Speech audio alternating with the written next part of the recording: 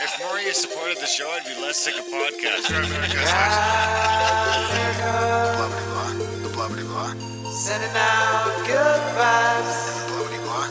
Good vibes. Blah Good vibes. blah blah. Good vibes. Good vibes. 108 breaths of deep gratitude and prayers for guidance and protection, and put on a didgeridoo and shamanic drumming track, shivers or vibrations and stuff like that.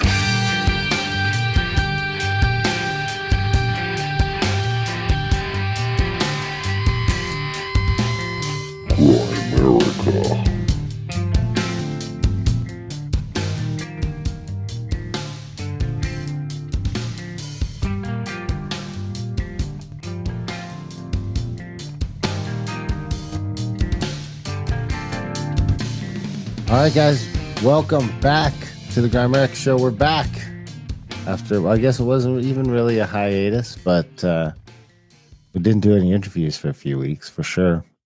I think I was gone 18 days or something like that, but we're back with Castaldo, who came on the show almost a decade ago, and it was a great conversation, mind-blowing one, definitely a good one. If you guys want to skip ahead, there's always a timestamp in the show notes if you want to skip our lazy ramblings and asking for support for a podcast. You know, if that's how you want to do it, then go ahead. But you should still support the show from america.ca/support. But we are back after some travel and doing the Atlantis thing with Randall and back in the saddle. Are we going to talk about your trip, or are we going to do a wrap up app or at some point, or like, is there enough to do, or how was it? I mean, it was obviously pretty good. The pictures were mind blowing. It was pretty good. I guess because the iPhone, like the phones now, have such good cameras too. When you're away like that, like there's some really, really top tier pictures coming back. It was definitely pretty cool place to visit. Would you want to live there? No. Really? I couldn't live on a little island like that, man. I would go bonkers. This Really? is more like Mexico than I thought it would be. Big Mexican vibe. It's like with hola, because the languages are somewhat similar, which I guess makes sense when you like look at the map. It's like pretty much practically part of Spain, which is, I guess, where the Mexican came from, right? Right. Yep. So Conquistadors. the conquistadors, but it was a beautiful place. It was nice to visit. The roads were small, and I had to drive most of the time, which took some getting used to for sure. Driving, I hadn't driven stick. I think I did have a 4-speed truck briefly in maybe like 15 years ago. But before that, it had been since I was probably 20. And of course, everything there was standard, but it was easy enough. The roads are tiny, but at least you're on the right side of the road. It was okay. It was definitely an interesting experience. It's very damp and wet there. That would get to me. How was Randall? Pretty good. Yeah, he seemed to have a good trip, good Was time. he like excited to be in the Azores? I think that's his first time there, right? Yeah, he was definitely excited to be in the Azores. I mean, everyone kind of got sick at some point or another. It seemed like some sort of, not real sick, but Another Mexican thing. a little bug going around. Yeah, exactly. And yeah, it's just very wet. I mean, in the beginning it didn't bug me, but by the end, I was on the islands for basically from the 3rd to the 18th, so 15 days. And by the end, just the dampness of everything, you know, it's sort of damp and cold all the time. None of the places really had Cold? what's that? Cold? Like, what kind of temperature? Not cold, but you know, it wouldn't be cold when you're outside if you're wearing a sweater. You know, it'd be like 16, 17. But you'd kind of notice it in the house or in the Airbnb in the evening. Not so much in the hotel rooms because they all sort of have their climate control thing. But we were in a couple of Airbnbs, and there's like none of them have any heat or anything like that. They're not. Some of them maybe have some fireplaces that don't work anymore, but or that you don't really want to light. If you want to light a fire, I guess maybe you could figure. I suppose if it got cold enough, you would want to, but you could see how winter would get fucking old, man. When it's been 10, 12, 14 degrees for a while and you're going home to your old wet house. Because that's the thing about the islands is there's dampness to it. Seems like all the time that you'd have a hard time escaping. Yeah. Plus, you're from dry. Like it really is dry where we live. It's very dry where I live. It hardly rains here at all. Yeah, you grow quite accustomed to the sun and Yeah. the dryness of the just environment. But it's beautiful to see. Great place to visit. I mean, by the time you get to Pico, man, the island is small. You know you're on an island. You can sort of get everywhere in about 30 minutes. Just everything's up over the volcano or down around the shore. So, I mean, you just think that in a few months, within a few years for sure, you'd have like almost literally every nook and cranny that you were allowed to um checked out. You know what I mean? The parts that weren't private and it's like whereas out here I'm still finding stuff all the time that I never knew was there, new little Just pond. not Atlantis, though. I mean, Not Atlantis. Not you're Atlantis. finding stuff that was buried under a mile or two of ice. The problem with the Azores and searching for Atlantis is that most of the evidence is going to be far, far beneath the surface. I mean, the beaches that they found there that seem to show much lower, those are 2 miles down, so it's pretty hard to find any of that stuff. Crazy. There seems to be a ton of good evidence that that shit went down, that there was a microcontinent there. I mean, we even had a couple geologists talking about how you can see evidence in the lava flows that there's old crustal material coming up out of this undersea volcano that shouldn't be there. It should all be What? yeah. So I mean, out of it all, that was probably the most convincing evidence out of the whole trip was what the geologists had to say. What about this? If you found like the ancient dolmens and all that stuff, and yeah, maybe it's the cart ruts. Like, what do they say? The cart ruts? Yeah, I don't know. I mean, you've had people there launching boats for 400 years. We managed to make cart ruts and just from heading west in a couple hundred years in America. So it's hard to rule out that those cart ruts aren't from the Portuguese launching boats 400 years ago. That being said, the pyramids on Pico have been carbon dated now, I think, to at least to 1,000 BC. Not 1,000 BC, 1,000 AD. Yeah. Which in itself would predate the Portuguese arrival. Portuguese. So then, if you look at it that way, you've had people there doing something for at least 1,000 years, which is more than enough time to just make those cart ruts.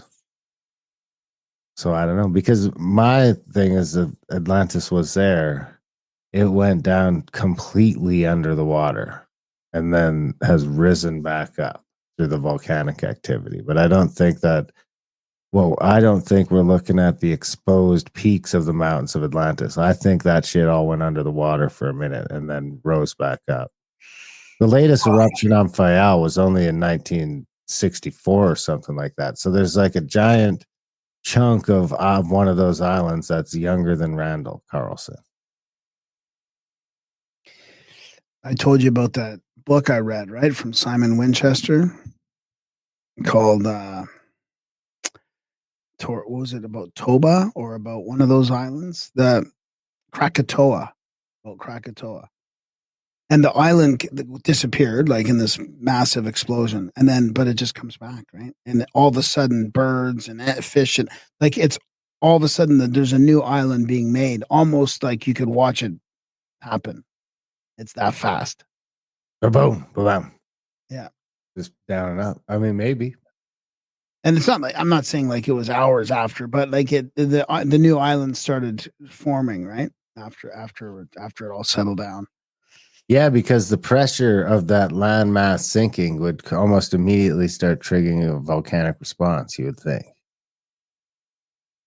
So it's just the act of the Atlantis plateau going 2 miles is now recompressing this magma underneath, which then starts coming out of the weak points and starts bubbling up into the new mountains. There was an earthquake on Tercera while we were in San Miguel. Wow. A 4.1. Huh. So what was your favorite island? Pico. That was the last one you went to? Yeah, Fayal was cool too. We took the ferry from Pico to Fayal. Went for a little day trip over there, and it was cool too. But it was a little.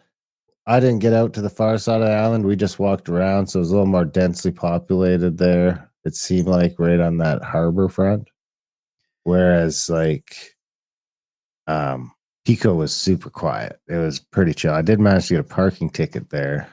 I tried to pay cash on site, and he didn't let me.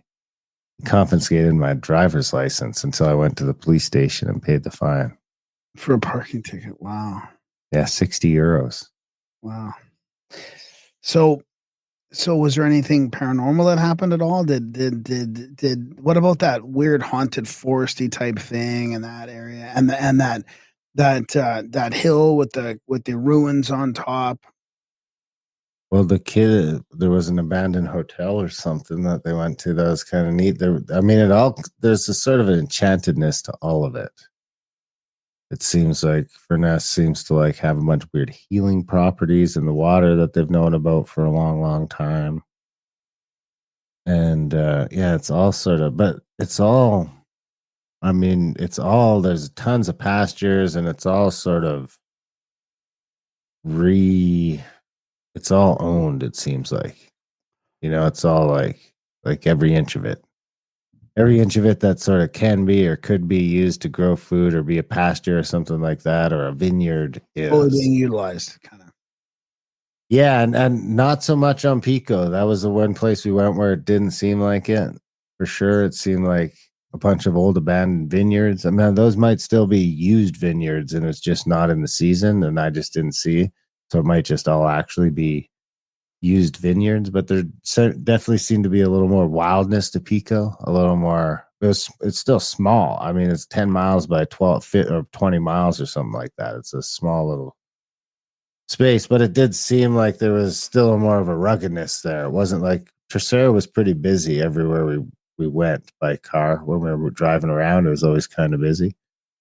Same with São Miguel, dude. I got caught in traffic there on fucking Monday, and it was fucking mental. As mental as any traffic I've ever been in. Was in this.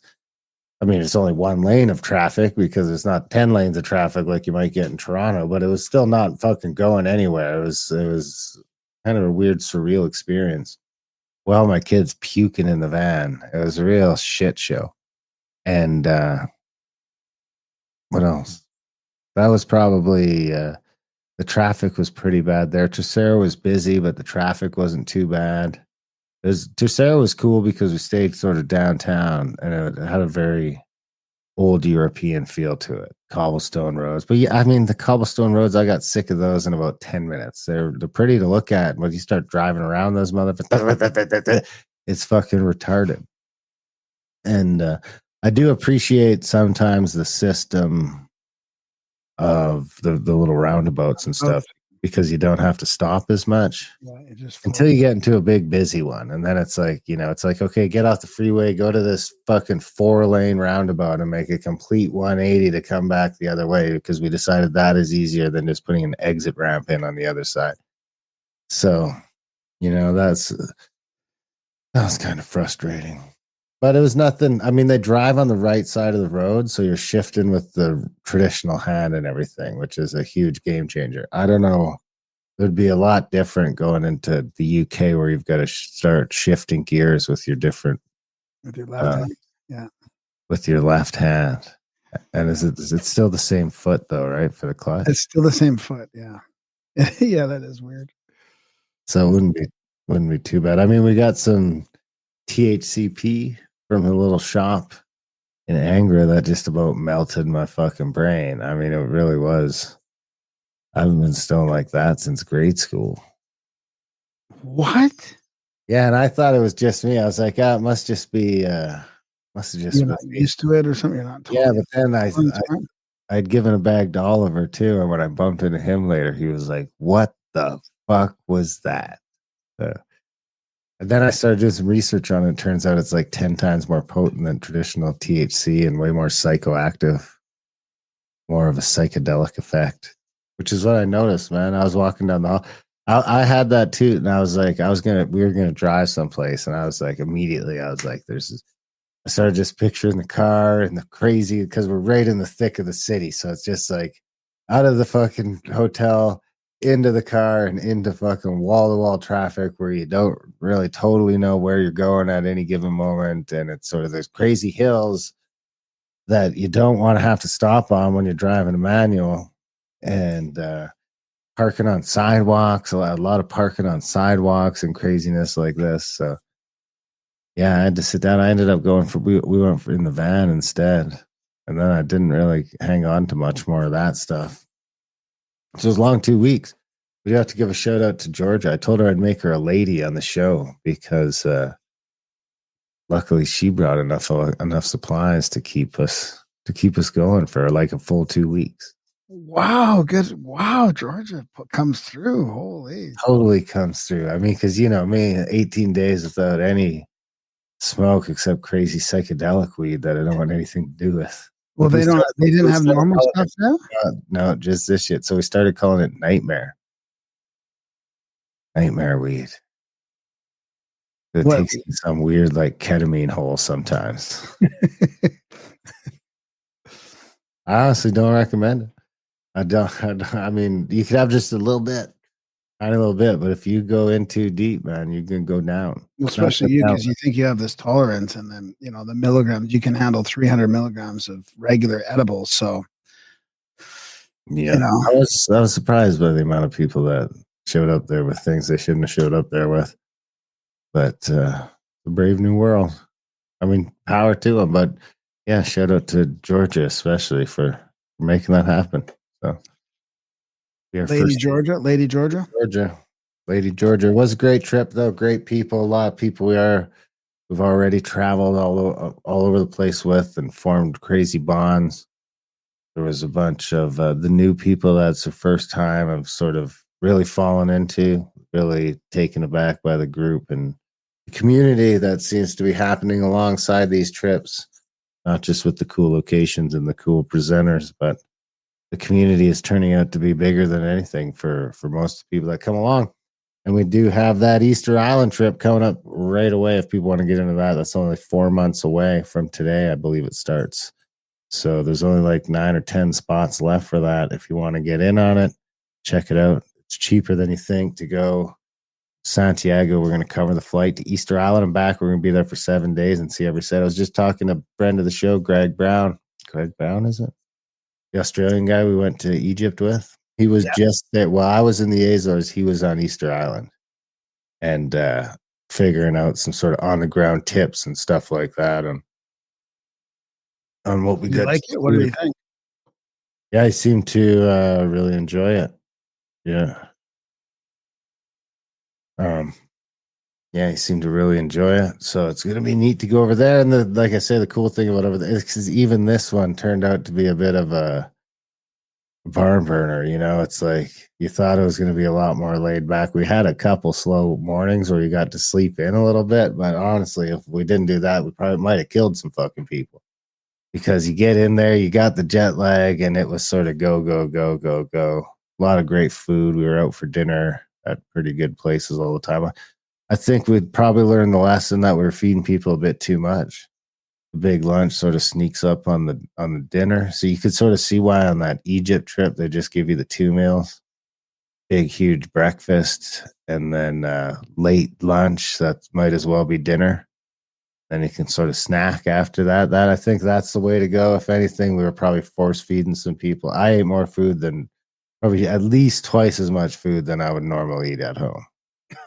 Just because they just sort of keep.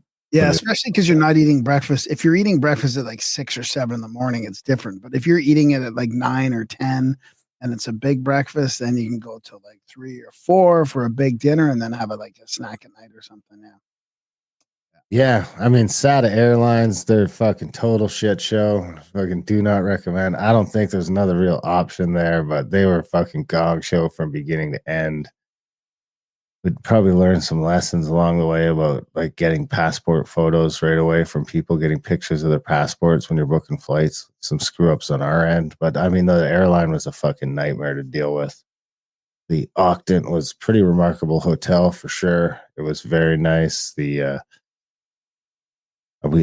tipped the guy, the serving staff on our big buffet dinner. And Buddy was so happy he started calling me Mr. Darren for the rest of the week. That's pretty funny. I think his name was Roberto or Pedro or something. Mr. Darren, you are a great man. So that was a fun place. And they had a crazy hot tub area in the back with a cold pool beside it so you could sort of go back and forth. Oh, wow. I was going to get a massage, but it was like fucking retardedly expensive. So it's like, okay, that's not happening. Probably would end up being 300 Canadian for the. And then, fly from island to island to island. By the end, I was just sort of sick of the airlines. And by the end, I was fucking ready to go home, man. I get sick of fucking Europe and traveling pretty quick. You know how it was by the end of Egypt. It's a great time, but it's a bit too long. I feel like 8-9 days is sort of the sweet spot. You go to you're glad you did it when it's done, but the last few days end up being a slog. Like when we were leaving Egypt, I couldn't wait to fucking get it because I had talked about staying even a couple places on the way home. Maybe hit Amsterdam for a couple of days or go to Italy quick because you're already there. You know, you could get there in an hour and a half and go check out Pompeii or something. But by the end of it, you're just like, get me the fuck out of here, man. Get me the walls really start to close in on me in Europe. Is what it is. It's like the fucking street to the little sidewalk to the building, and there's just nothing really but that. It's all sort of creeping in on you from every aspect, and then the ocean's right there, and you can't get out of here. It's all fucking wet. Everything's wet. Seems like moldy. And a way bigger Mexico vibe than I expected. That was probably the biggest fucking takeaway. The cheese was good. The cows, they say they teat their cows real good over there, but they're all like chained up all weird. Like we've seen cows chained up to their legs and stuff. Did meet some great people for sure. Met a couple, Jose and Manuel I think Manuel's living in the UK now and Jose's in Portugal someplace. But me and those guys hit it off right away. I had to pick them up at the airport. No idea what they look like or anything. So I'm just wandering. Luckily, the airports are small. So you just kind of pull up right up front, throw the hazards on. I'm just wandering around the airport yelling Jose. You walk around with a sign, Jose, Manuel. Yelling it. Jose, Manuel. Actually, I was saying Jose and Luis because I think I got they gave me the wrong name, but we ended up fucking meeting up and everyone's just kind of just enough English that we can sort of hold down a conversation.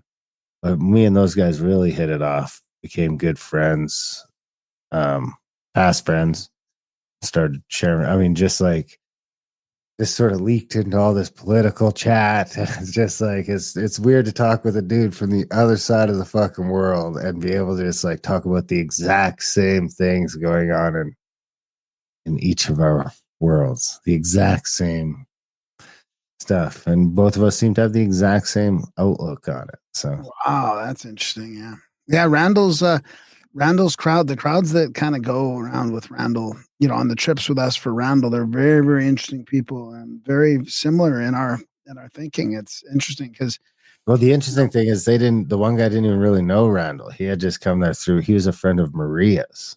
Oh wow, interesting. So it's this weird sort of just synchronistic sort of meetup. Yeah, that is. And they end up all sort of thinking along the same lines. What was Toronto like on the way back? Toronto is a fucking communist shithole. I can't say communist. I shouldn't say communist because everything is expensive as fuck. But it is more of a dystopian hellhole, I would say. It's just like I hadn't been there in so long. I'd flown through there but never left the airport. So to go back there and like drive around a little bit, went downtown. We went downtown. I didn't even drive because there was no parking really. I was looking for train from the airport or just an Uber. It was like $30 so we had rented a car, parked at the hotel. I don't mind booting around everywhere except I'd even drive downtown. Who cares? But I was just looking for parking and it was going to be like $90 to park this thing someplace. And then I was like, I had rented the Tahoe so I had a room for all my fucking family's crazy amount of baggage. Like you would not I was that dude. If you see me walking through the airport, I'm like the dude that from the comical movie in the past where he's got so many bags. this is fucking me going through the fucking airport with 5 full-size suitcases, 4 of the roller carry-on styles, and then my family and the 4 backpacks.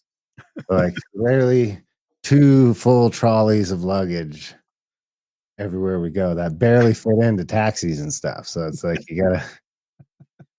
It's real. I was like, I'm that guy. And then we showed up in Toronto and we're looking for the SATA check-in, and the flight. We're like, we got an 8-hour layover in Toronto, and the check-in office only opens up 3 hours before the flight. So I got all these bags, and Pearson has no front end really. There's almost nothing for pre-security services. So I end up having to pay $150 for some luggage store whose racket is really garden bags. They've got a big storage room in the back, and you pay $20 a bag for them to guard your bags, so you're not just crippled in the corner for 8 hours. Then we just got an Uber, did a little booting around. There's really nothing to do. Took an Uber over to the store, and then took a little train back just to kill some time.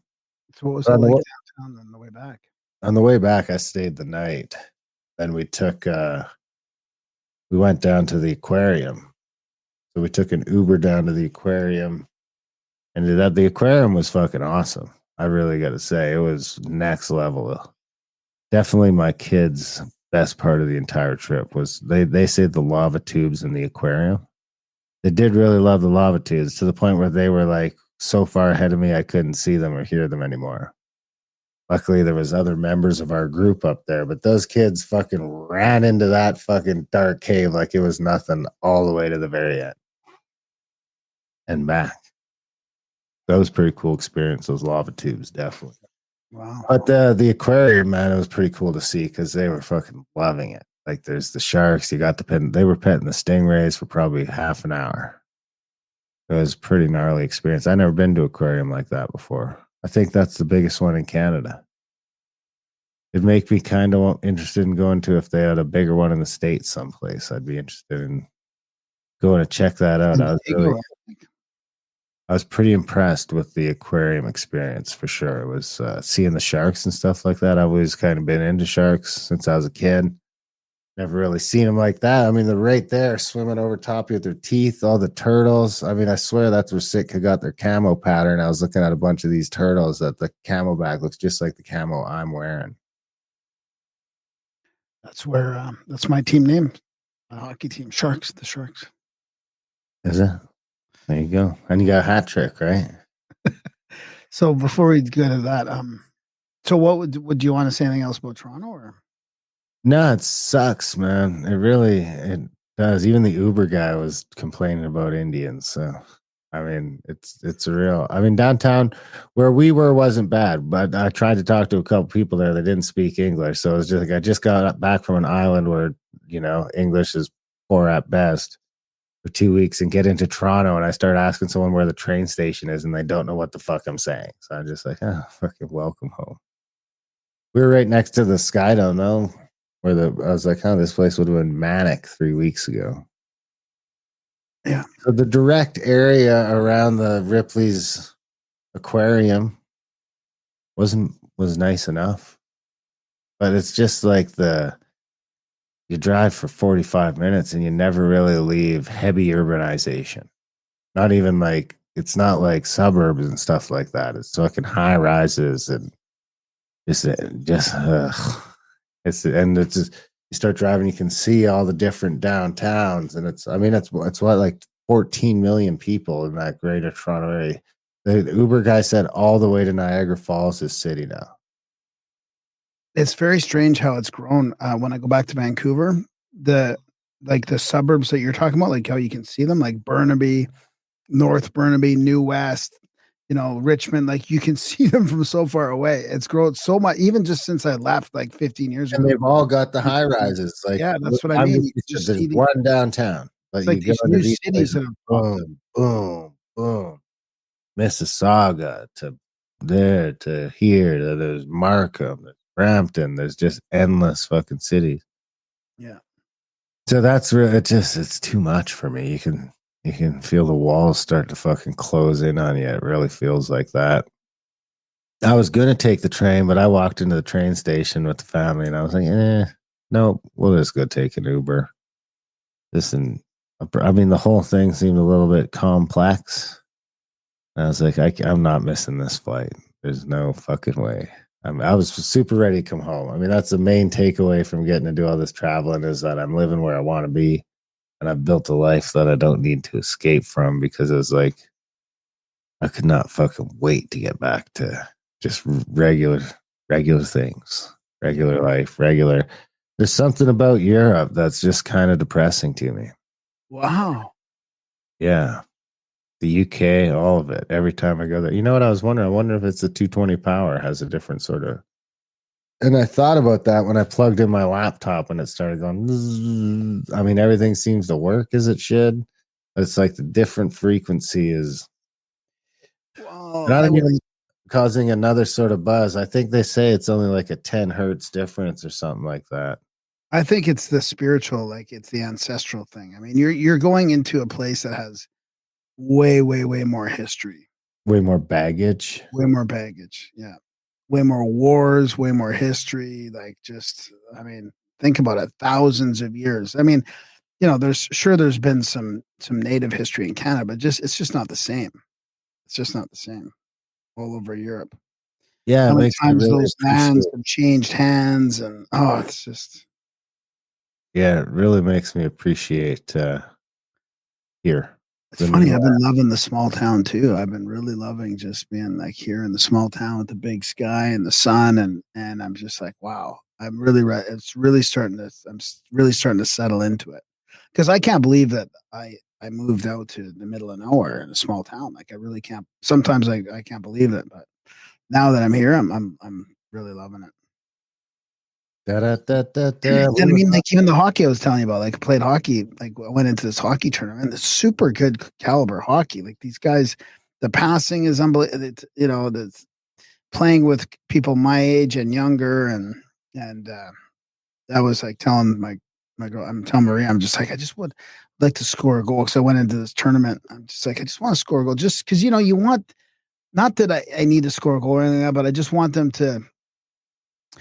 It's one thing to see somebody play and not really, it's sometimes it's you can tell a player has some experience or they're decent, but you're not sure how productive they have the potential to be, right? Can they actually score or pass, or is it just because some guys you see them and they look a little bit sloppy, but they'll produce, and then some guys look smooth but they won't produce. You know what I mean? Yeah, So classic hockey. So then I got like I beat this guy one on one, beat the goalie with that awesome deke, and I was like, oh my god, how did I? It's just that flow. Like I got into that flow where I didn't even know what I was doing, and then I got another goal. I hurt my shoulder really bad. I took a spill and took a guy with me, then got up and somebody passed the puck over, and I got a goal on that play, and then I got another breakaway pass, and I just shoveled before I even knew, didn't even decide on doing anything. I just shoveled it into the corner. Like it was like, so I was like, okay, I'm back. I found the sticks that work, and I'm back. So that felt good. That's good stuff. Yeah, yeah. Narrated a couple good books where you're gone. It was pretty weird without you and with no show scheduled, so it was kind of a nice break too. Yeah, it was a good break. Good to get back into regular things though too. I mean, there's so much good roundup stuff to get into. Oh yeah, there's lots going on. Good rants over there about crust slip. Everyone seems to love that stuff. So I am presenting about it at the Surfer Mount Festival. About what? Crust displacement theory? Or I'm just doing on cataclysm in general. I'm going to sort of jump all over the place, but that's going to be a part of it. But yeah, so some people are pretty excited about that. So that is something that you'll get to see if you come to the Contact at the Cabin Surfer Mount event. Come check that's that in out. May? That's in June, at the June. solstice. June. May is Randall's trip at Lake Chelan, right? Yes, and March is Easter Island, and it looks like sometime next late August or somewhere in there is going to be Finger Lakes, Finger Banging Lakes. There you have it. I mean, at some point, you guys got to support the show too. GoAmerica.ca/support. We keep doing this thing, value for value. We got some great shows coming up with the Ethical Skeptic talking about some cool stuff. And yeah, some great stuff coming up. Some shows we're excited about. Crust slip is everywhere right now. It really is strange to see. And like I was saying to you, the All In podcast talking about CMEs and the coronal mass ejection from the sun and the solar cycle and the activity. I mean, this stuff is sort of going mainstream. I mean, I really don't see how long the climate cult can hang on to their little carbon tax thing and all that. I really don't feel like that's going to be sustainable, even though Canada would just, just blindly going towards the UN climate agenda. But I really don't see how that's going to survive with how many people talking about just common sense stuff that's happening, cyclical cataclysms and solar cycles. And maybe we finally get our shit together and start building pyramids. in mountaintop hideaways. Maybe they already are. Yeah. But it seemed like the underground ones might get flooded. I mean, on most of the simulations, I end up okay. So I can't believe that I don't. I'm only a 7-hour drive from you. Down the hill. 7 hours down the hill. Eh? And closer to Hudson Bay. Yeah. Closer. I'm not close. Closer. What's your elevation? Oh, I can't remember. Just check Saskatoon. But yeah, it was less than I thought it was. I thought I'd be more level with you. You're at 1,580 feet above sea level. And what are you at? You're at like 3,000, I think, or something, or 4,000? I am at 3,428, so about 2,000 feet higher than you. Yeah. That's a lot. 2,000 feet is a lot. Yeah. So you better build that tower taller than 40 feet. If you just stack up 50 sea cans on end, then you'll have a 2,000. I'll just make it floatable. It's a floatable. It could be like Baalbek. Is it Baalbek that had a tower? No, that's a site. What's the tower? Babylon? Tower Babylon. Yeah, I'll make it a floatable tower. I can detach the top and it'll float away in the cataclysm. A pod? Make it mostly submersible. Make it so that just the top floats and the rest is under the top of the water. It'd be even better if you're on a tether down a ways, so you're not just caught up in the chop and the ship flown around in your little death box. I mean, it seems like you should have time, right? If the sun turns black and the power goes out. Oh no, then it's already turned late. When the sun turns black, you're fucked. So just when the power goes out, start walking back this way. Yeah. I'll do that. All right. It's only take a couple weeks to get there.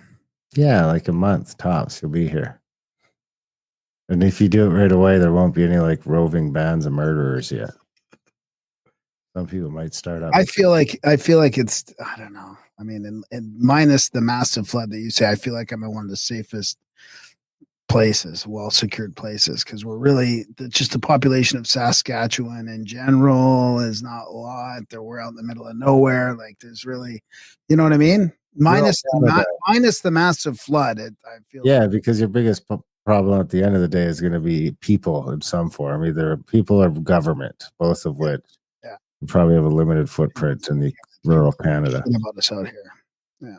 That's it. All right. Support the show. Do you have a bio? Oh, kinda. Yeah. So check out his YouTube. It's Exploring the Ka with Ra. The mystical spiral store.com also, where he's got some copper wrapped crystals there for sale and stuff. Most cutting edge thoughts on the fusion of science, religion, and spirituality. Exploring our cosmic journey, featuring world-renowned research and experiences of Ralph Anthony Ra Castaldo and various colleagues. Ra, born still outside the call, is an all-round Renaissance man, and he's doing a bunch of presentations and stuff at conferences. And there you have it. Fun chat. You guys should enjoy it. Let us know what you think. Other than that, I mean, that's not exactly what the paper was about. What, did that come through? Yeah. Oh, that was. I'm putting a link to the Base Forge and Dana Kippel interview there. So there you have it, guys. Enjoy the chat with Castaldo.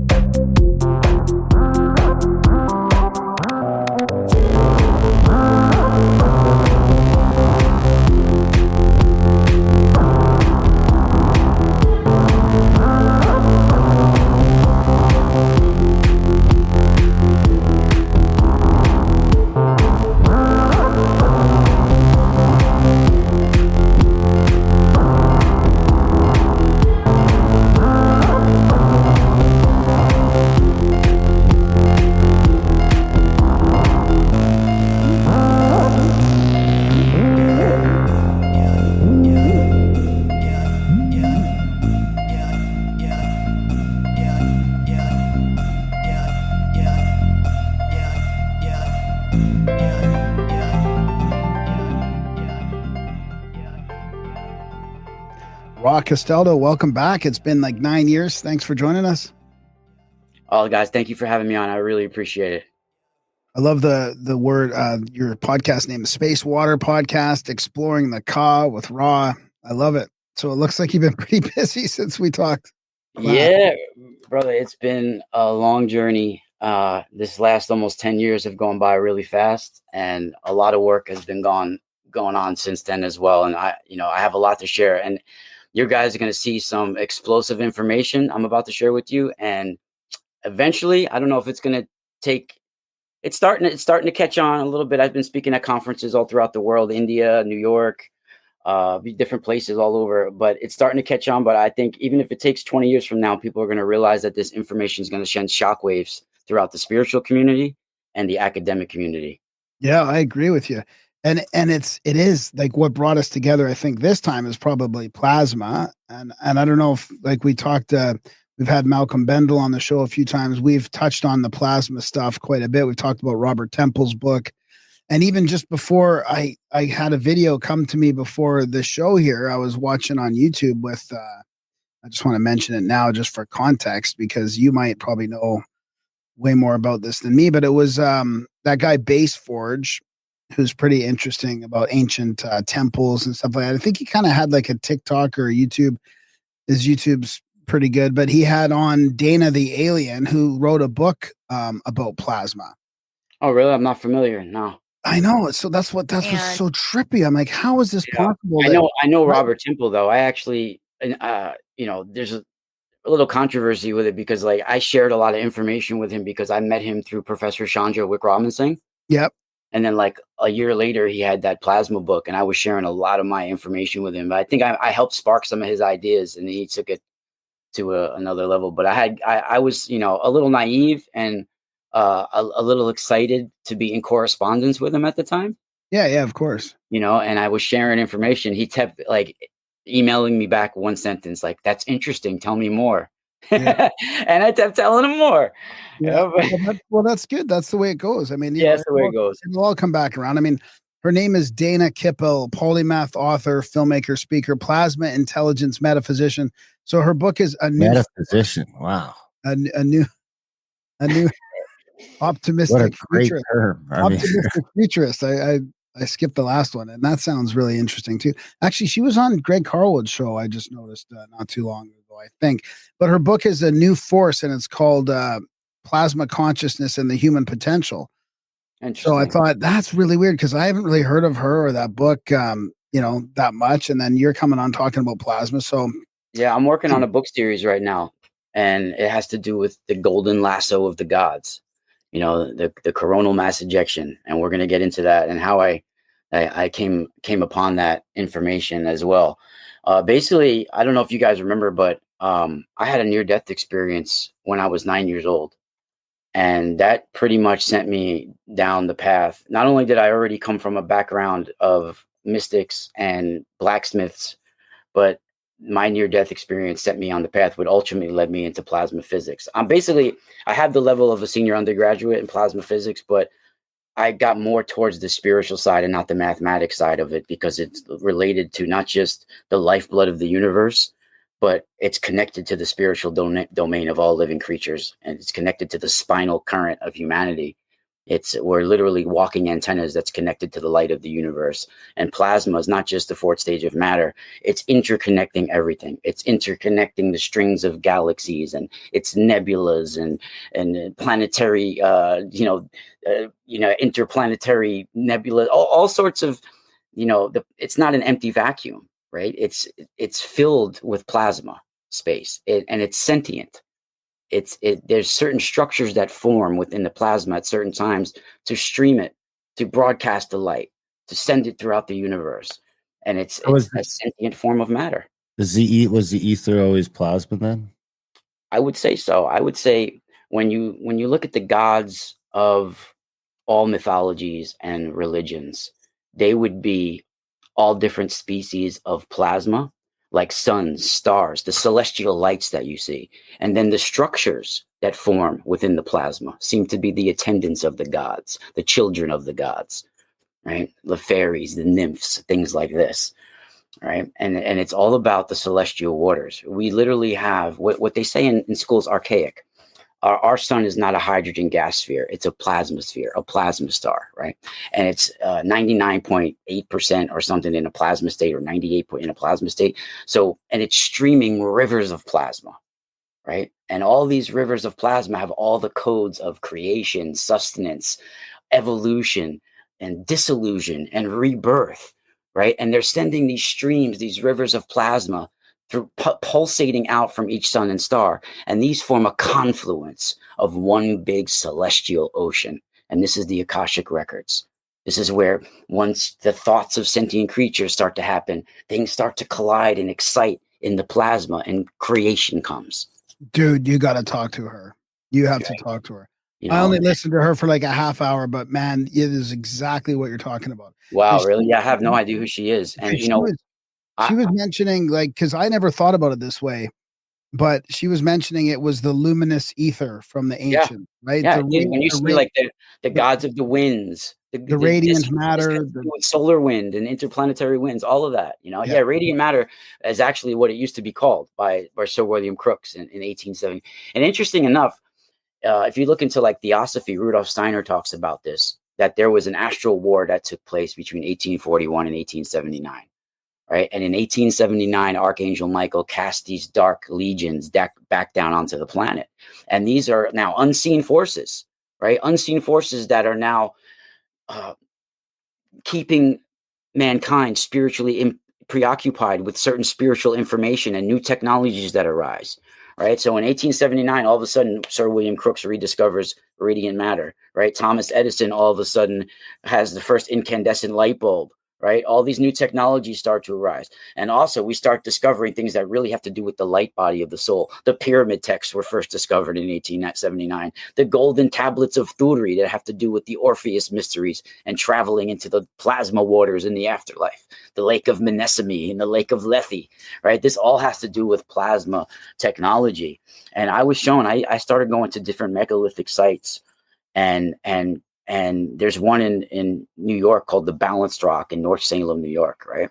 And winter solstice morning, light comes through, and it's an archaeoastronomy alignment with the dolmen, right? And I had a vision, and I saw literally the arms of the sun handing down a loop, right? Just like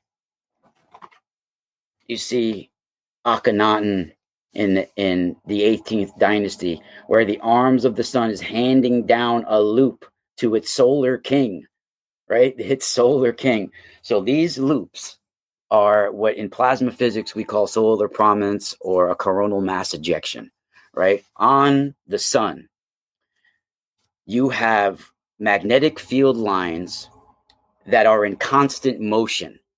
Now they become tangled and twisted by the convection of plasma and the differential rotation of the sun. Now, these sun's magnetic field lines, they can explosively release a massive bubble or loop of plasma into space.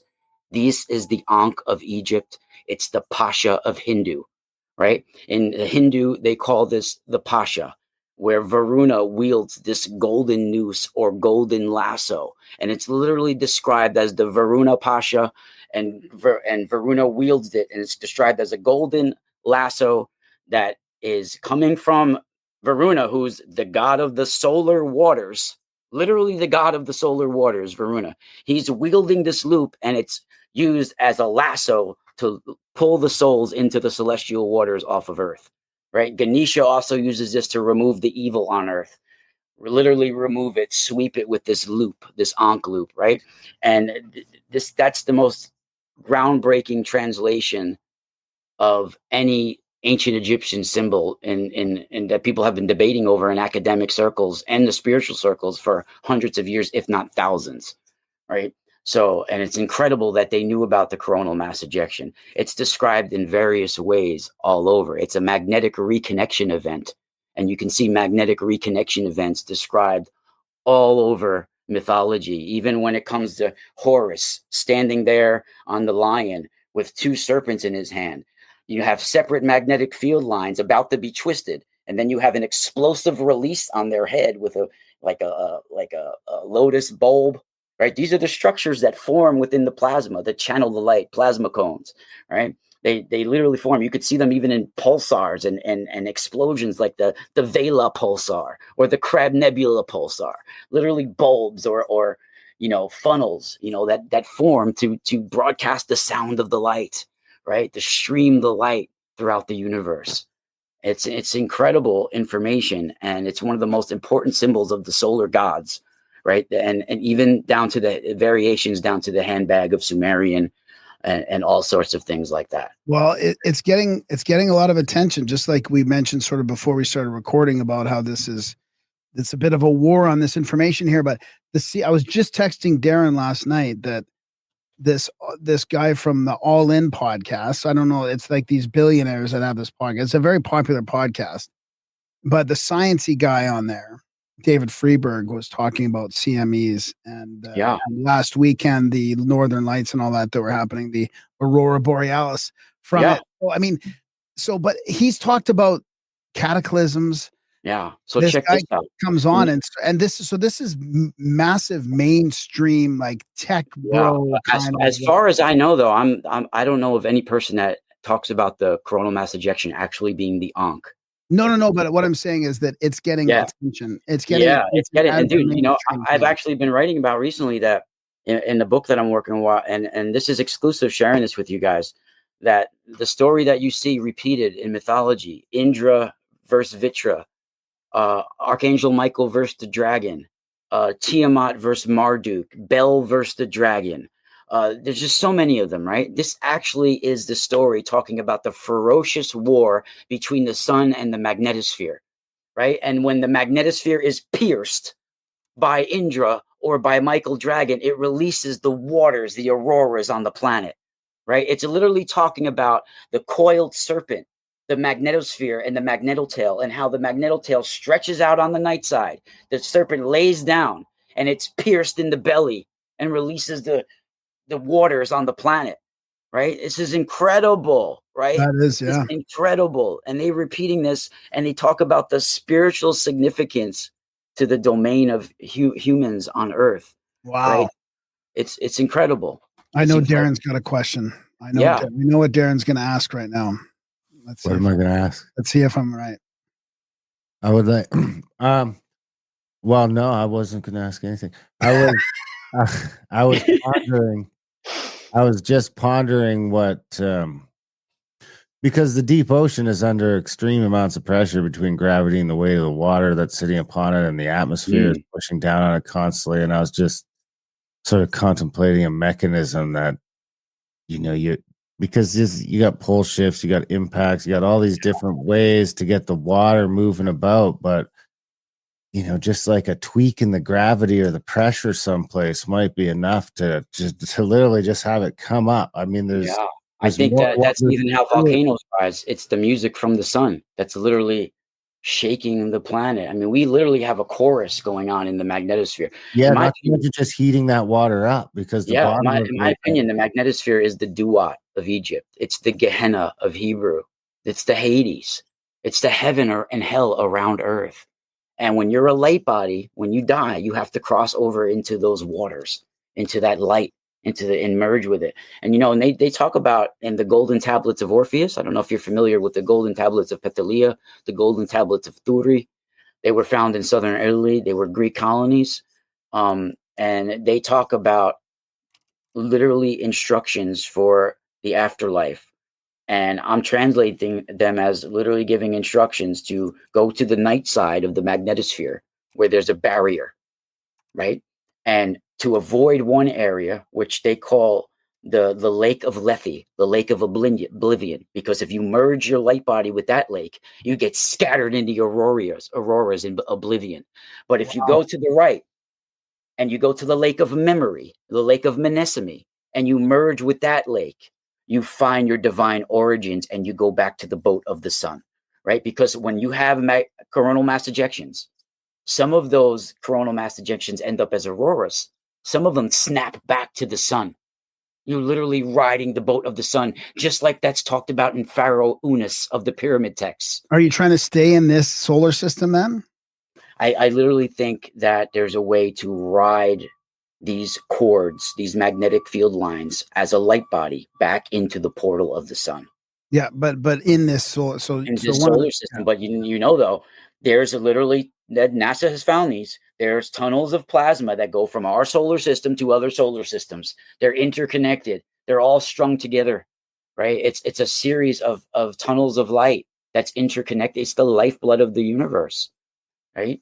It's they even call it in plasma physics different species of plasma, and they show collective right. behavior. So the ether is a species or a dimension of plasma, or like a layer of plasma, For then, sure. right? Because this For is the way I sure. haven't really thought about it before. I always thought of it as a plasmoid, like Malcolm, like that it has to have that spark, that sort of fiery, that sort of non-heated fire to it. But Yeah, there's cold plasmas, there's all types of plasmas. You know, you can even take there's two quartz together and get a plasma, a cold light. You know, two pieces of quartz, the piezoelectric. But didn't we lose, like, because you mentioned that astral war in the 1800s? Didn't we lose that war to electricity? Basically, like the ether went away. Yeah, As well, far I as think, like scientific community goes, like electricity came in, took away our ether. That's yeah, why well, we don't really talk about it. these forces of unseen forces, if you want to say, you can call them Grigori, watchers, rebellious angels, however you want to look at it.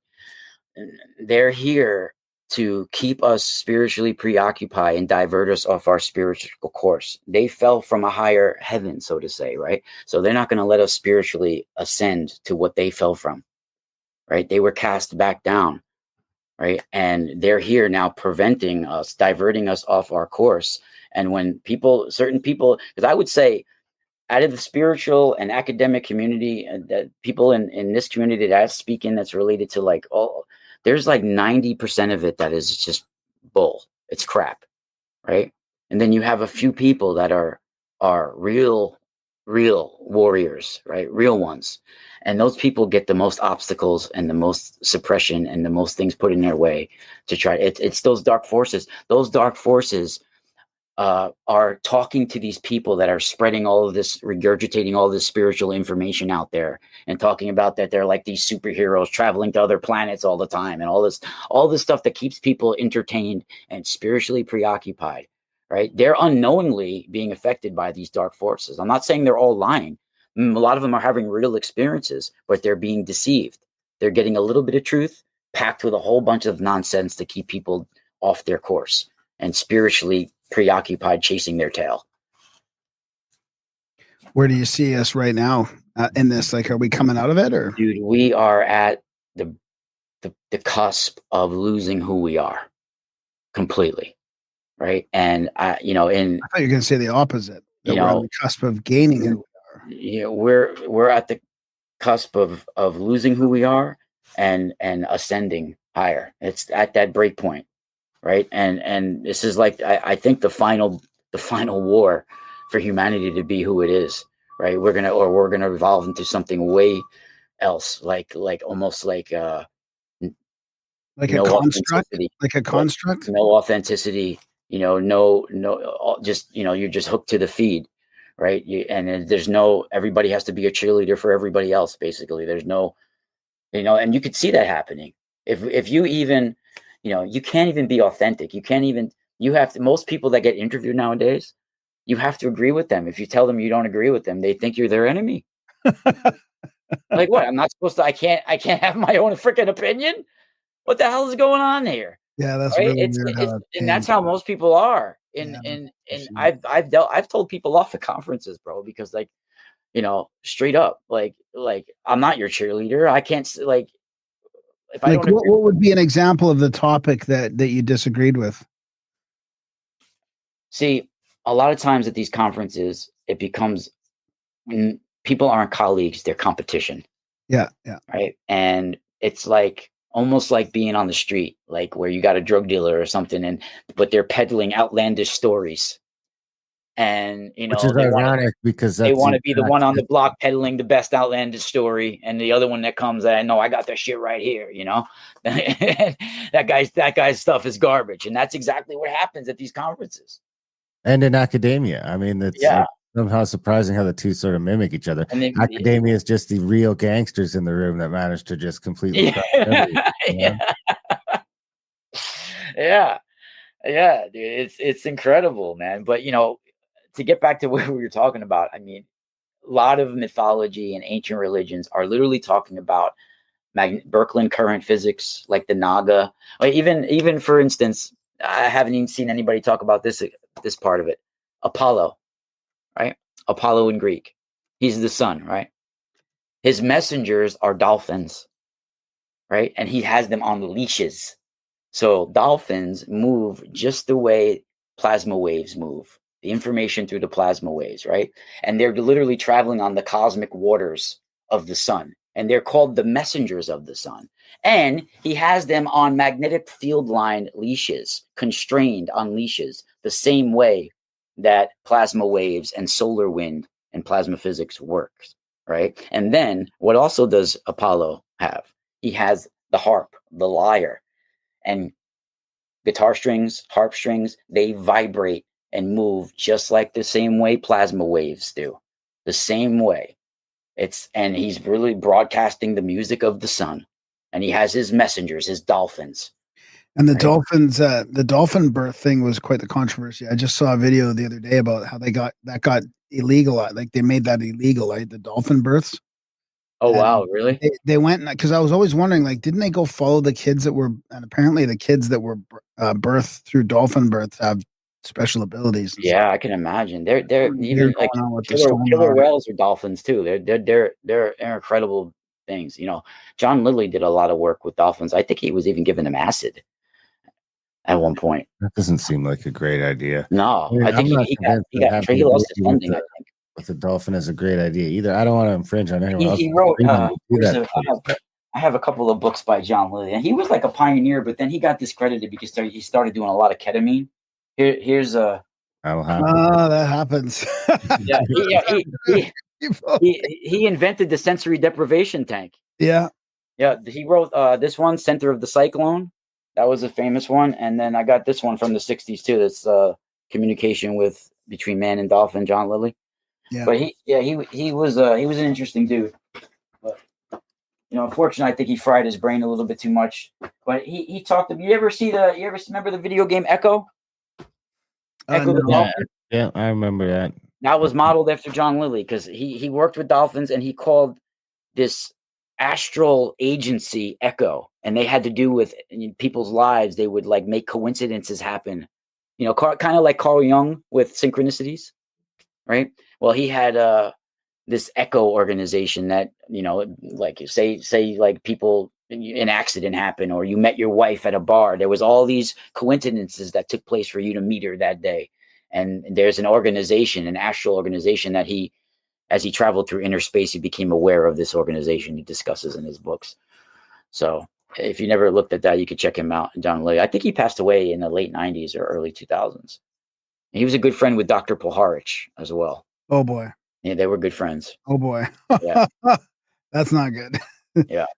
Puharich is connected with all kinds of stuff. Which is interesting right now. It's like he was friends with my birth doctor as well. They were both Army intelligence and both lived in Westchester County, New York, and both were like really close friends. No! And when Dr. Puharich went out of Army intelligence and was living in Westchester County, New York, he had what's called Lab 9 over there, where even the guy from Star Trek, Deep Space Nine, he used to go to those sessions there, and then the place burnt down.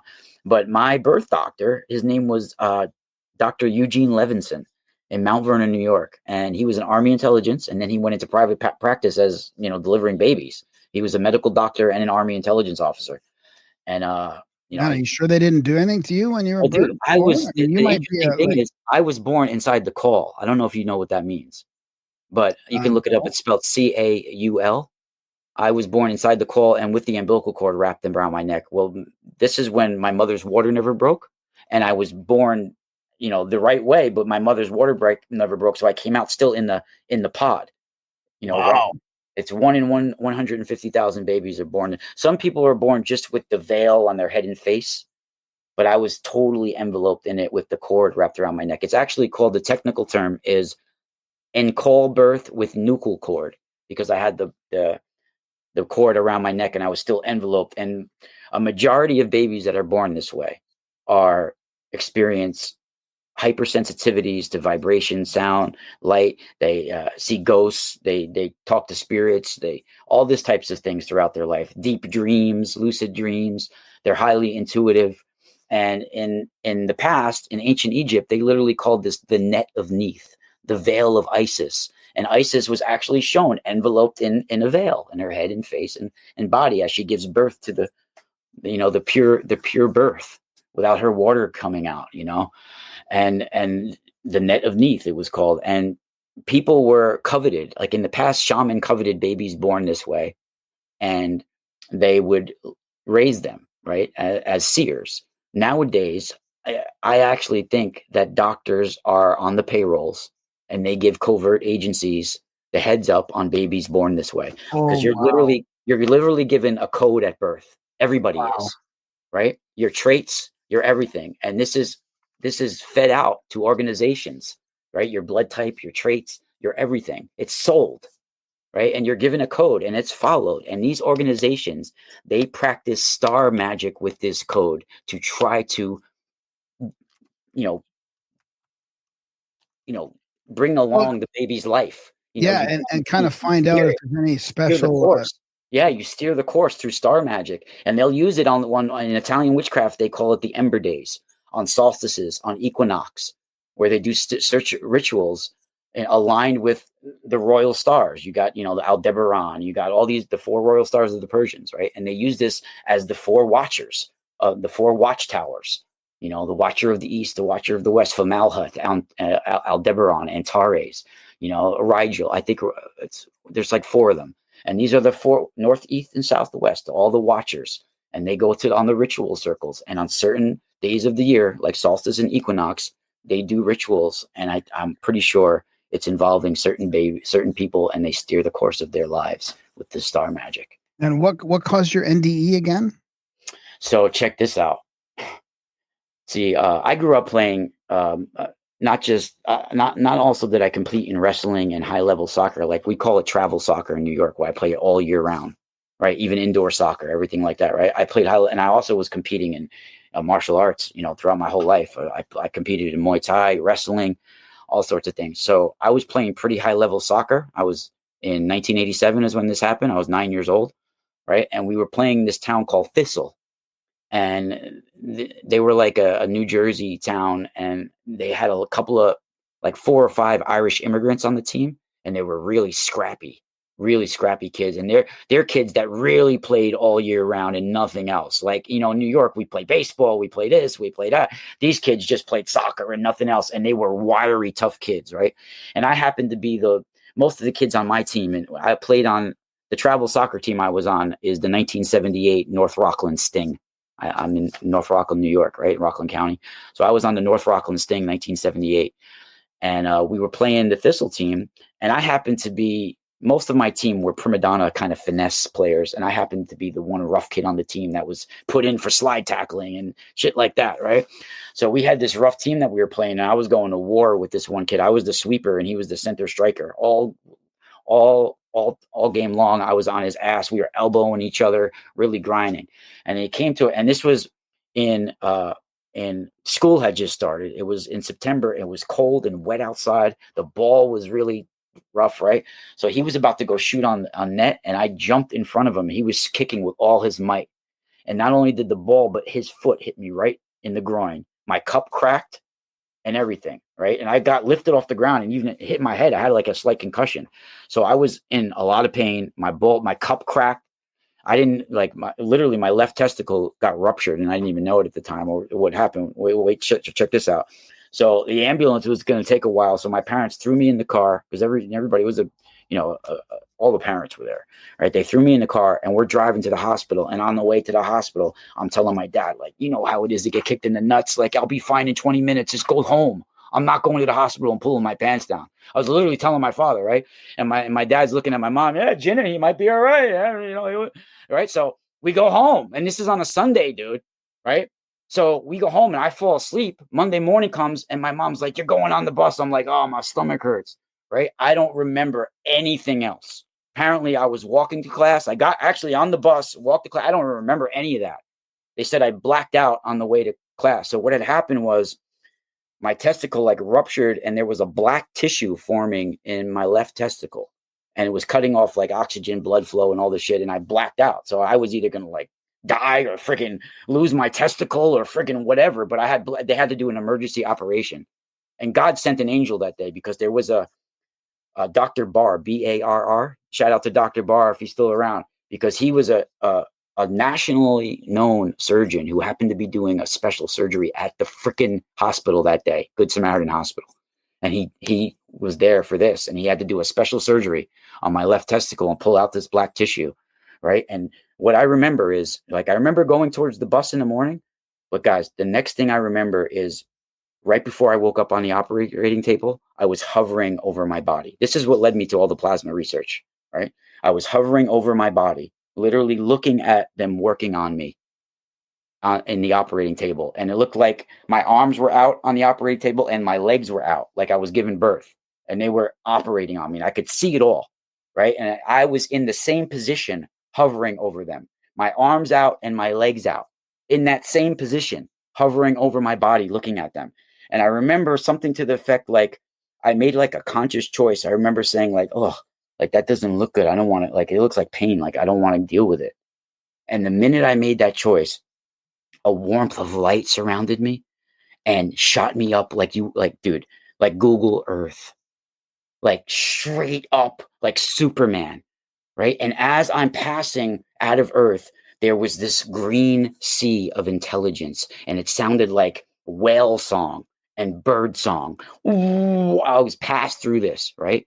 And then I'm hovering over Earth, literally watching Earth like spin, right? I'm hovering over it.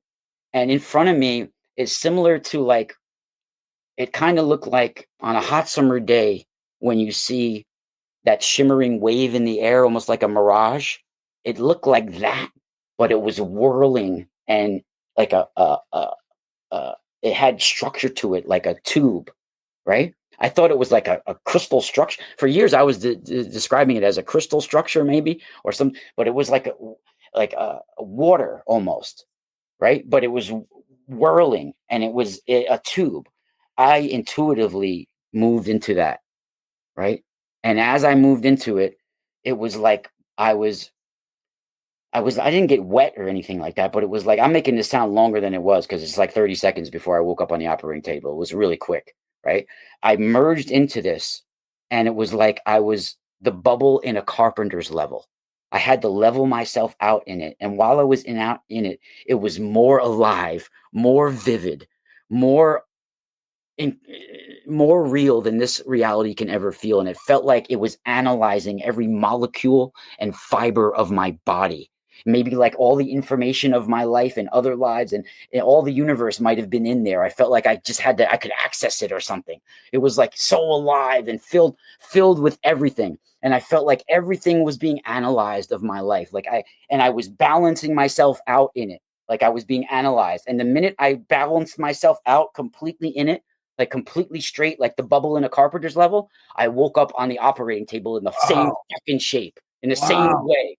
And I'm freaking yelling at them, like, what, where did you just have me? They're like, listen, you were hallucinating, you were unconscious. We had you under like blah, blah, blah. And bro, my whole life, I've been having blinking recollections of that event. It sent me on, even ask my wife, ask my daughter, even when I go to take a dump, I have 3 books with me. I'm like pouring through stuff, looking for answers, because no one can tell me my mind as a 9-year-old kid made that up.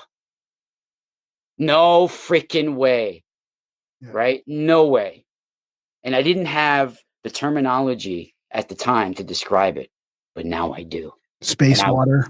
Now I do. And I was in a region of the magnetosphere at that time. And I've been looking for answers, bro. And I'm starting to, after 30 years of going to battle for the answers, the universe is starting to show me some things. Right. And it's not because I was looking through them through the books. It's because you have to go through life and live life. And then through life's up and downs, you start to get revealed these freaking answers. Yeah. Yeah. You know, what does that have to do with Does that have anything to do with Temple's clouds, the Kordashev? Are they Kordashev clouds or what are the Peluski clouds? yeah. These are like a double Earth. This is like where they talk about it in ancient Egyptian, in my opinion, with the double Earth, right? It's like a region with the moon and So you weren't in those clouds though, were you? You think it was more of like the I magnetosphere? think I was on the night side of the magnetosphere, Oh, okay.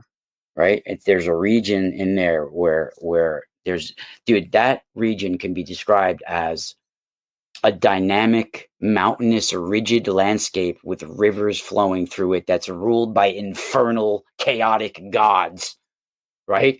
Like with that region on the night side in the magnetopause and the magnetotail, it's ruled by chaos, right? It takes in some of the charged particles from the sun. This is the piercing of Archangel Michael, the charged particles that come into the dragon, who lays down on the night side, the coiled dragon, right? And those charged particles get all chaotic in the magnetotail and magnetopause region, and they friggin' erupt into auroras, right?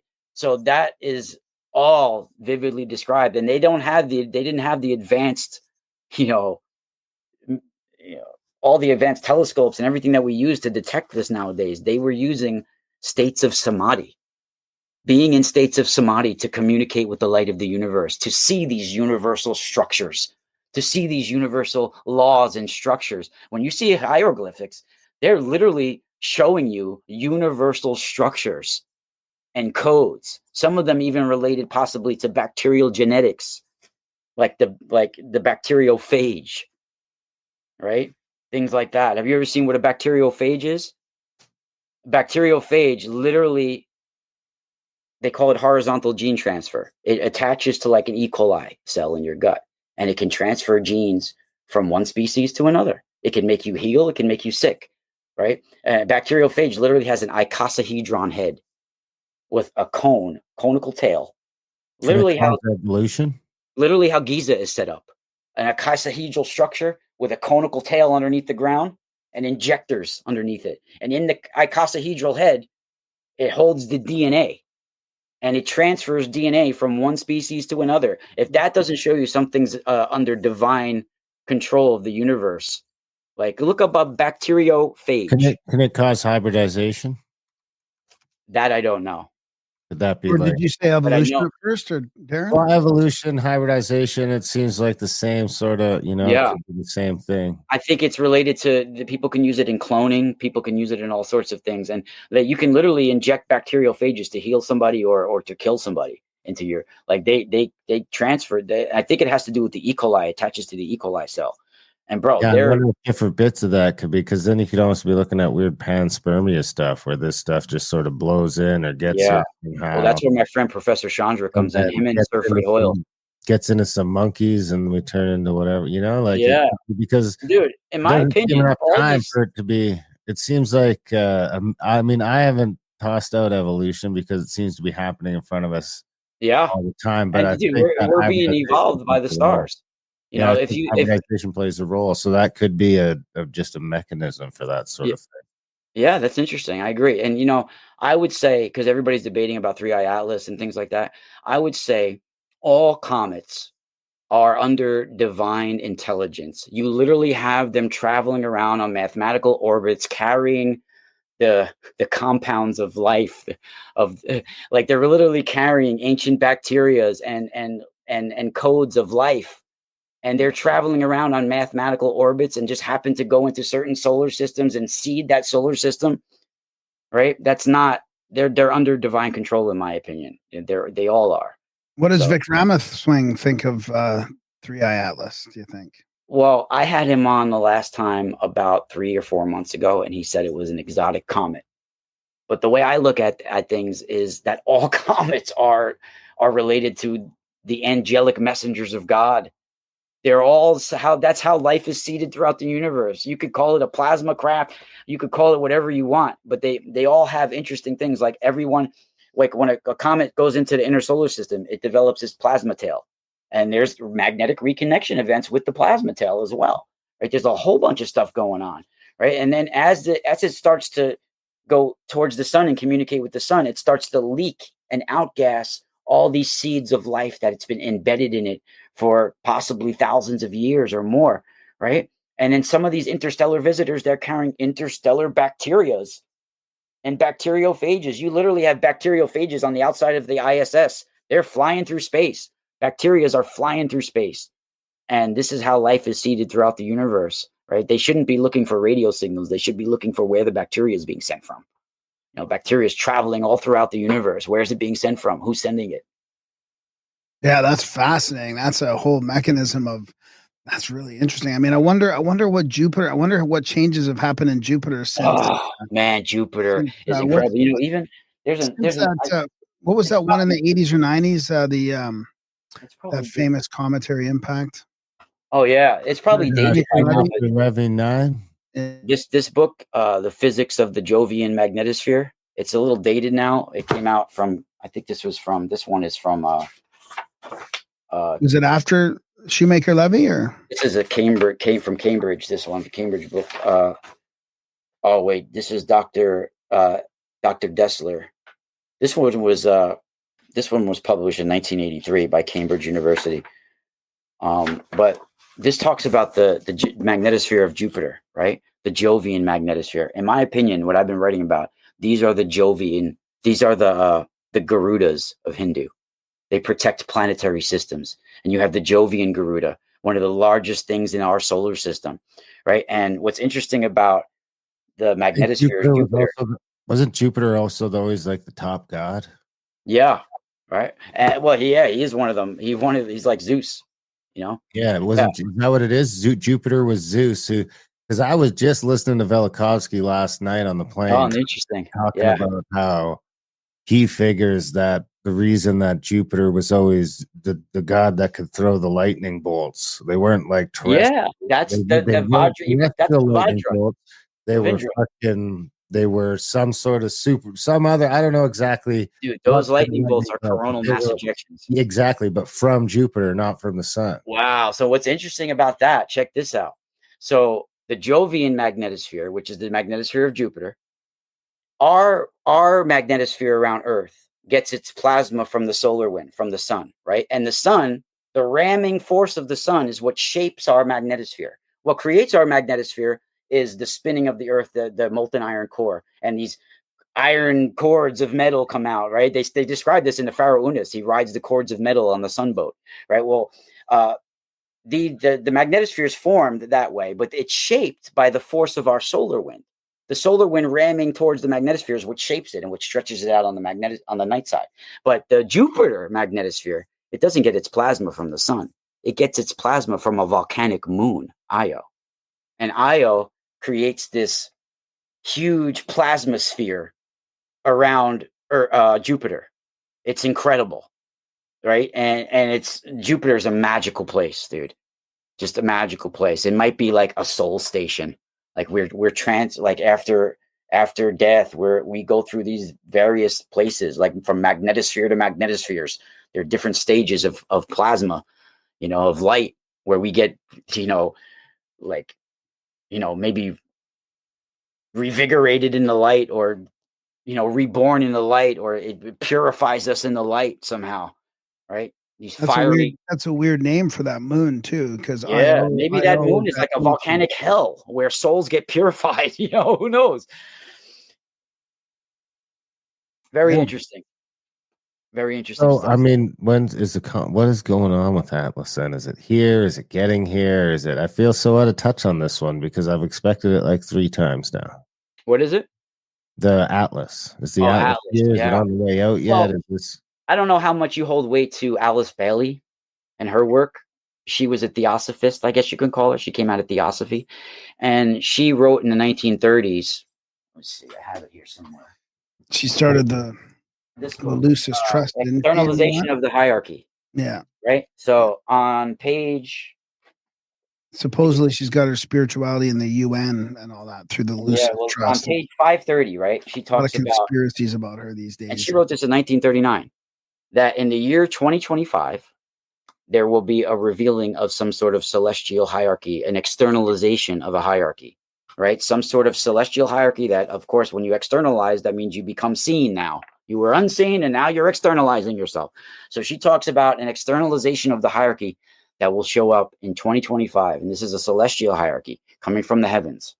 So I would say if she's correct about that, maybe Three Eye Atlas is the best candidate for what she was talking about.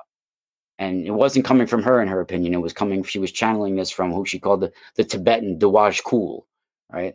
Who may have been some sort of sage in a samadhi stasis in the Himalayan caves. She talked about him being in the Himalayan caves. So maybe he was in some sort of samadhi stasis, as they talk about in Sanskrit. Well, the masters can appear to us. Like, that's why I'm not sure what's non-human and what's human, because if these masters are really the way they're described, they could be monitoring our consciousness. They could be showing up as different things. I mean, who knows? Yeah. But for sure, for your audience looking there, for what I was talking about, this is the coronal mass ejection. This is what I was talking about as the Ankh of Egypt, the loop, and the Pasha of Hindu.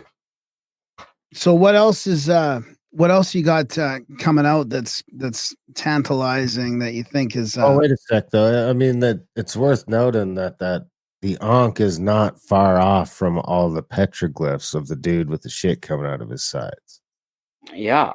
Yeah, and dude, even if you look at like Quetzalcoatl, right? Squatter Man?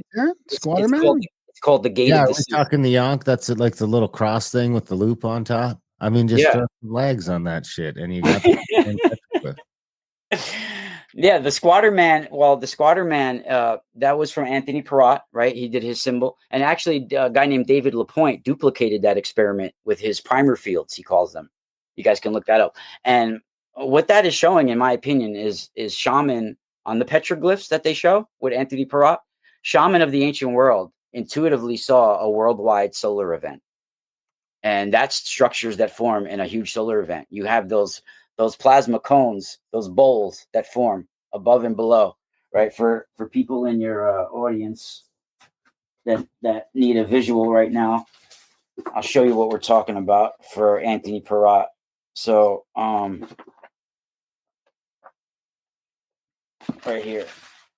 So this is what they're talking about, the Squatter Man, similar to the Squatter Man, right? I mean, so it's right not here. just like the Ankh, but you could see how Yeah. So they're not completely removed either. You're very right, Darren. I agree with you. And these bowls that form, they form at certain times within the plasma to stream the light, basically to stream. And this is a long column of the solar wind, and these structures form to broadcast that. This is a huge solar event that most likely formed and was all over the earth. And intuitively, the shaman were seeing this and putting it in petroglyphs. I mean, these are universal structures of electricity and magnetism and plasma, right? This is universal laws and principles, right? Like the Ma'at of ancient Egypt, you had to be in harmony with the magnetosphere and the sun, right? It's even talked of, it even comes out of Earth with this feather coming out of the pole with Ma'at, right? And it talks about having harmony and balance, because you have to have for life to exist on Earth, you have to have a harmonic relationship between the sun and the magnetosphere for life to exist, right? It is the Eden. Fascinating. All right, you can continue with your question, Graham. I don't know. I mean, I didn't want to derail everything, but just what's next? Like, what else is coming out? I just did a few conferences recently. I'll be on Dr. Michael Sala's show on December 4th. You guys can check that out. I do readings. I make my own devices. I don't know if you know, I make copper devices and copper and gemstone devices. Basically, I was guided to make devices to help bring people out of the fog. People are stuck in the fog. So I do copper tensor tools. First started by Slim Sperling, but I actually wrap them around gemstones and stuff as well. You can get regular copper devices like I make here. Twisted copper coils, stuff like that. But I also copper rings. But I also do right here. Yeah, and I also do the copper around gemstones. This is for EMF protection, and I use various piezoelectric material. When you have a piece of quartz, say, it's piezoelectric. What that means is when it's compressed or rubbed or squeezed, it generates an electric current. So when something has a copper coil wrapped around it, it's infinitely squeezing that quartz, which opens up the electric current And when you have something open up an electric current, you could put thoughts into it. You could put frequencies into it. You know, this is how those crystal oscillators even work. You used to be able to get them at Radio Shack, right? You're squeezing quartz and then broadcasting frequencies from them, right? This is Interesting. yeah, yep.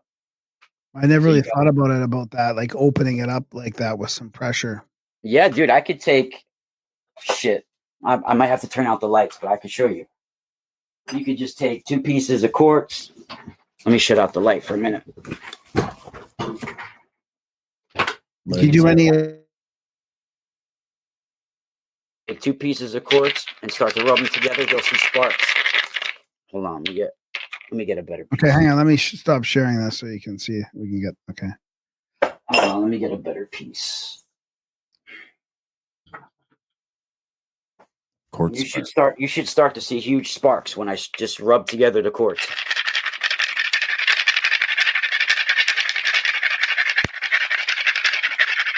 Can you see it? Wait, No, not yet. No, can't see it. I can feel it. Hold on. You can feel it. I can feel it. You know, it's like it's a cold light, but you could see it sparking inside. I could see it too. Like, Oh, inside. I was. Oh, is it outside? I was looking outside. I was looking for it. it'll spark outside too, but Oh, okay. let me but you'll see it like lighting up inside. Maybe I have to shut out more lights. Let me shut this window.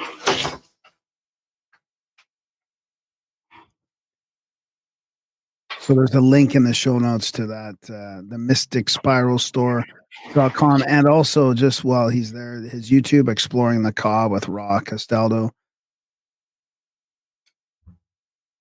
That should have worked, that big piece. Let me see. That's oh, there you go. Trying to get a raw piece that would be easier. Let me get a. My kid just found a bunch of. I'm trying to find a big raw piece that'll be easier, like this shit. Obsidian? Yeah, Here, tons of this should. obsidian, yeah. You should see it. You should see it spark. Oh, yeah. There you go. Yeah. Wow. See those sparks coming in? Yeah.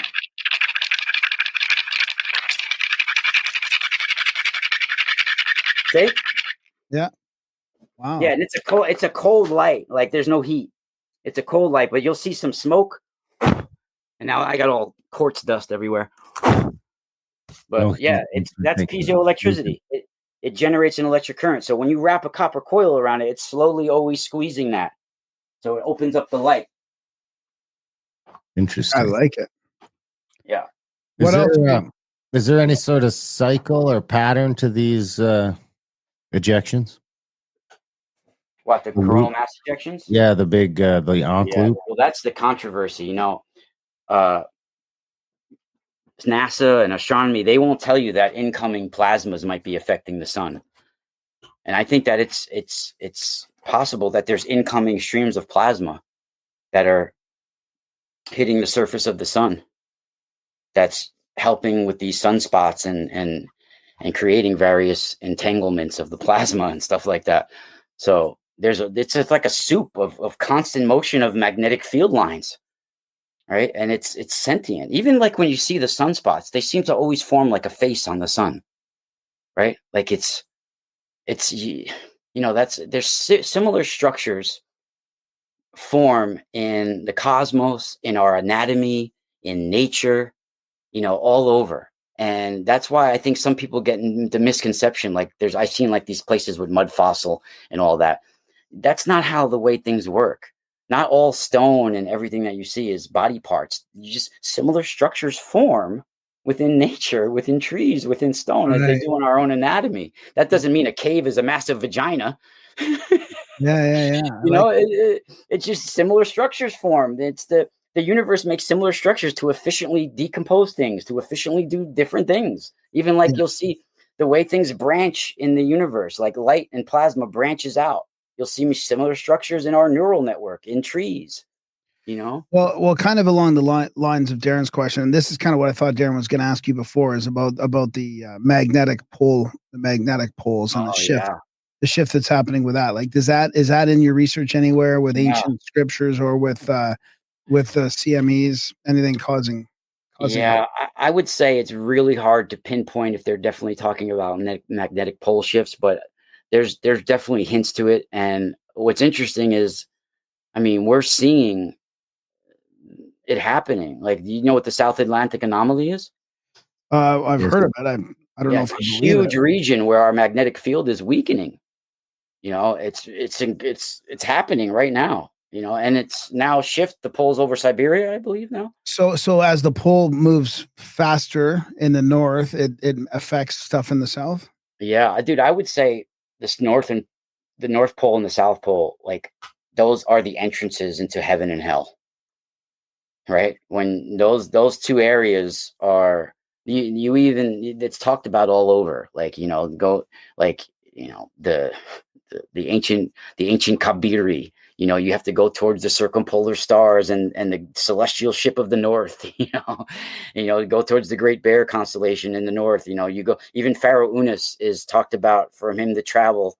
He leaves his body and goes towards the circumpolar stars. Right, he's going towards the North Pole in his light body because that's the biggest opening in the magnetosphere, right? The North and the South Pole. So, like, if you think about if at the moment of death, if we have sort of like a light body magnetic duplicate of who we are, that would be like an imprint of all our DNA and everything is in there for a period of time. Yeah. And then if you merge with the light of the universe that's carrying, the DNA imprint of other species, this is how they immortalize themselves, the pharaohs in the plasma waters, in the duat. They become reborn as Kepra, in the sun, in the arms of the sun, right? They're becoming immortalized. It's the interesting thing about that too is it sort of proves that the global warming thing is sort of bullshit because this anomaly can just start heating the ocean up at a pace that we Right. can't from underneath. What effect can we hope to have? And the analogy I like to look at is, try to you can't. It's pretty hard to boil a pot of water just by shooting the top of it with a blowtorch. Yeah. You know what you're talking You about can too? shoot the bottom of it with a blowtorch for a little while. Watch it. Yeah, we've had what's controversial is that we've had events where it's been major volcanism events on our planet, right? And what triggered these events is what's controversial. And people don't say it could be like a solar discharge CME event that could have led to it or something like that. But we have these volcanism events all over the planet that created these basalt events, right? Like the Deccan Traps in India, a massive region where it was a basalt event, and then they made these temples cut right out of the basalt. You've seen them probably, right? That all happened from a volcanism event, right? And you even have them right here in the Hudson Valley in New York, the Palisades Cliffs, and all of that, right? These huge basalt events, that happen all over the planet. It could have been from some sort of solar lightning, a solar discharge event that would have heated up the waters, like you're saying, and bring new life out of the waters, volcanism and earthquakes, and all of this stuff starts to rise. And you see that in mythology. I mean, even where the Book of Revelation was prophesized, that island in Greek that was said to have risen out of the ocean, gleaming from the bottom of the ocean. It rose out of the ocean. Right? It describes a volcano rising. And then Plato describes it going back down. Yeah. Yeah. There you have it. Ra, this has been fantastic. One more time, where can people find all your stuff? Where can they get the store stuff? Where can they find your YouTube? Where can they track you down on social media? All that stuff. Yeah, it's been a pleasure, Darren Graham. Thank you so much. You guys can find me pretty much on Patreon, patreon.com/The Mystical Spiral. On Substack, Rock Castaldo. You can find me on my website where I make my spiral devices. And also, if you go to the menu on my website, got all sorts of free information in there, sub menus. There's a lot of information on there. That's the mysticalspiralstore.com. And I also do on YouTube on Exploring the Ka channel with Ra. I do my Space Water podcast. And I think that's pretty much it. You can find me on social medias and stuff too. We should do this again. Dude, I will come on whenever you want. 9.5 or 10 years has been way too long. When do you think your book's are you gonna get a book out at all? Or The first, well, I'm doing a series. I was gonna make it where it was like a 900-page book and just do. Then my wife was like, you know what? Every chapter is its own little book. You should start to just do short little. So that's what I'm doing. The first one should be out in like 2 weeks. All right, cool. Yeah. Let us So if know. you want, Keep in we'll touch. come back on. Yeah, once it's out, for come back sure. on. Yeah, awesome. Thank you so much, guys. I really All right, buddy. appreciate it. It's been Awesome. a pleasure. Good to see you. Thanks. Spiral out. Have a good one. And that was our chat with Ra Castaldo. It has been too long. That was a fun one. I mean, that was a good one. All these sort of different things coming merging together. Exactly. It could get weird out there, but yeah. Very fitting. We were just texting about this last night. Big thanks to Ra for coming on the show. Big thanks to you guys for listening. Of course, even bigger thanks if you're one of the few who do choose to support our value for value model over here, where we just keep coming at you with 700 going on 750 soon podcasts all out there for free with no paywall. Check out grimerica.ca/support to sign up, send some value back our way if you're getting some value from the show. Shout out to, I'm assuming that's Tony that sent us the 10 quid there. His name is Blasting Ducks. I think I can put that in there. So check out the live show on YouTube. We did get monetized there again, so you can watch on YouTube, share us on YouTube, support on YouTube. Best way to support us, so as always, grimerica.ca/support. Check out adultbrain.ca for audiobooks, contact@thecabin.com for trips and events, grimericaoutlaw.ca for other podcasts where we get a little more controversial, get into the stuff that they don't seem to want us to talk about, or at least they didn't for a long time. Now it seems to be okay some places and not okay other places, and okay for some people and not okay for other people. But it's the world we live in. Other than that, we love you guys. Thanks for listening, and we will see you next week.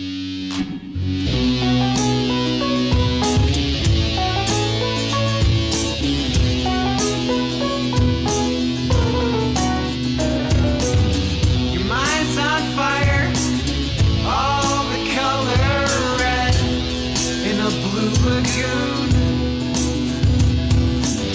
In a storm in Bermuda, you've dive bombed into a seashell swoon. Maybe your easiest dreams make sweet perfume.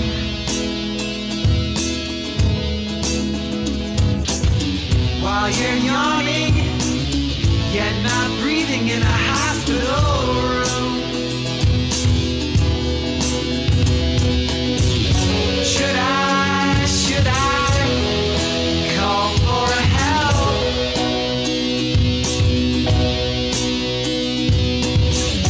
We are drowning in this ocean swell. Let's start from scratch. Quit living these lies and become unattached. The idea of some far-off future is the fuel for your worries.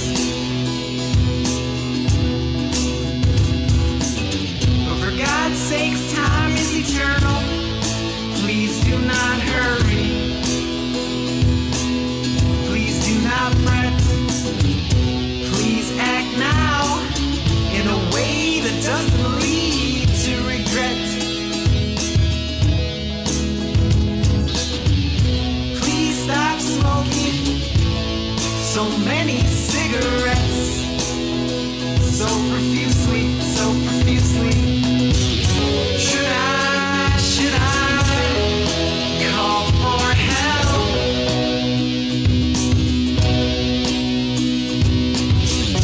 We are drowning in this ocean swell. Let's start from scratch. Quit living these lies and become unattached.